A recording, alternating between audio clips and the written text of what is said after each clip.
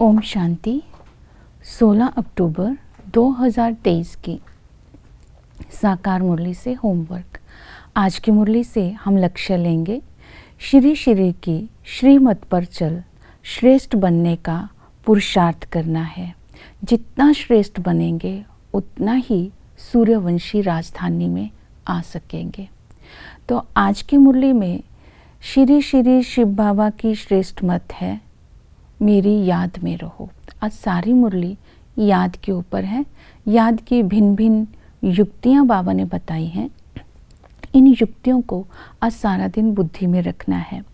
पहली श्रीमत बाबा ने दी, देह अहंकार छोड़कर योग अग्नि से अपने विकर्मों को भस्म करो, अर्थात विकर्म विनाश करो।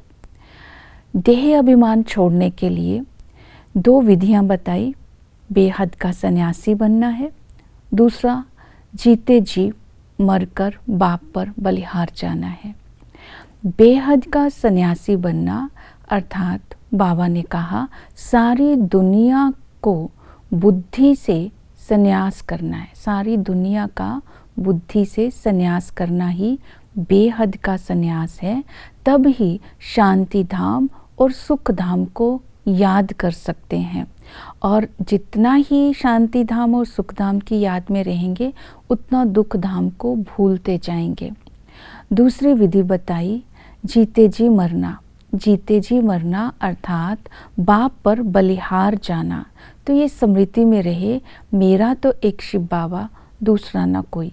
बाप के साथ सर्व संबंध आत्मा के होंगे, क्योंकि देह के संबंध, देह की दुनिया से जब हम मर जाएंगे तो आत्मा के सारे संबंध परमात्मा से होंगे। वो पिता के संबंध से हमें सदा सुख देने के लिए आए हैं, सुख का वर्षा देने के लिए आए हैं। टीचर बनकर स्मृति दिलाते हैं, इस पढ़ाई में एम ऑब्जेक्ट है तुम्हें नर से नारायण बनना। इस पढ़ाई को पढ़ने से तुम देवता बन सकते हैं और सतगुरु बन कर के हमें मुक्ति और जीवन मुक्ति देने के लिए आए हैं। तो इस तरह आज संबंधों का रस बाप से लेते रहेंगे। दूसरी विधि बताई, बाप का याद अव्यभिचारी रहने चाहिए। अव्यभिचारी याद जब रहेगी, बुद्धि योग बाप के साथ लगा रहेगा तो अंतमति सो गति हो जाएगी। अंतिम समय बाप की मत स्मृति में रहेगी तो गति में सूर्यवंशी डायनेस्टी मिलेगी। इसके लिए बाप की महिमा और कर्तव्य को बुद्धि में रखना है कि बाबा नॉलेजफुल है, ब्लिसफुल है, रहम दिल है, पावन बनाते हैं। और बाबा का कर्तव्य ही है कि ब्रह्मा के द्वारा स्थापना करते हैं, शंकर द्वारा विनाश, विष्णु द्वारा पालना। ये कर्तव्य अभी हमें करना है।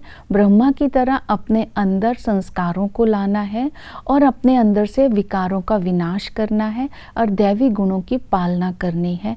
तो ये प्रैक्टिकल में धारणा हमें भी करनी है। और इसी तरह बाबा ने कहा कि तुम्हें राजयोगी बन कर के रहना है। तो ये स्वमान को स्मृति में रखेंगे तो अव्यभिचारी याद रहेगी।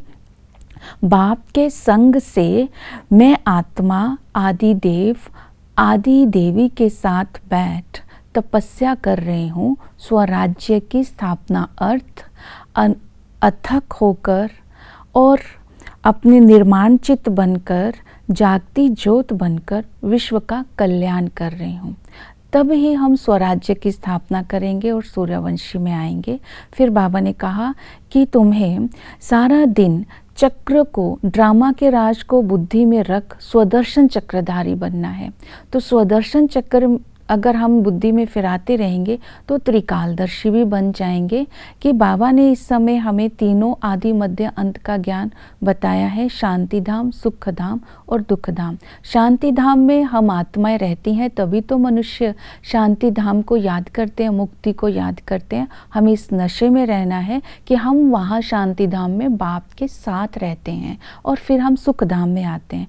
सुख धाम को याद करना है। सुख धाम में सतयुग और त्रेता आ जाता है। ये सतयुग त्रेता में सभी आत्माएं सुख में होती हैं। सुख धाम में किसी प्रकार का दुख नहीं होता, किसी प्रकार के गुरु की दरकार नहीं होती, सोने और हीरे के महल होते हैं।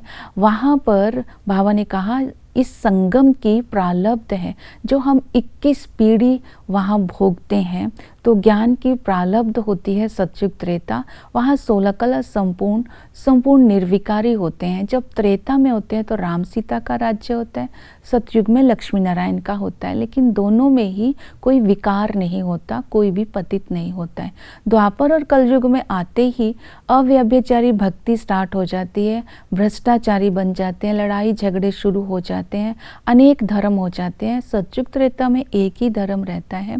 जब इतना रौरव नरक बन जाता है तो संगम पर बाप आकर के ब्रह्मा के द्वारा हमें ज्ञान देते हैं और स्वराज्य की स्थापना करते हैं। जब देवता स्वधर्म की स्थापना होती है तो बाबा इसका आधार बनाते हैं ज्ञान, और ज्ञान का कलश देते हैं माताओं को।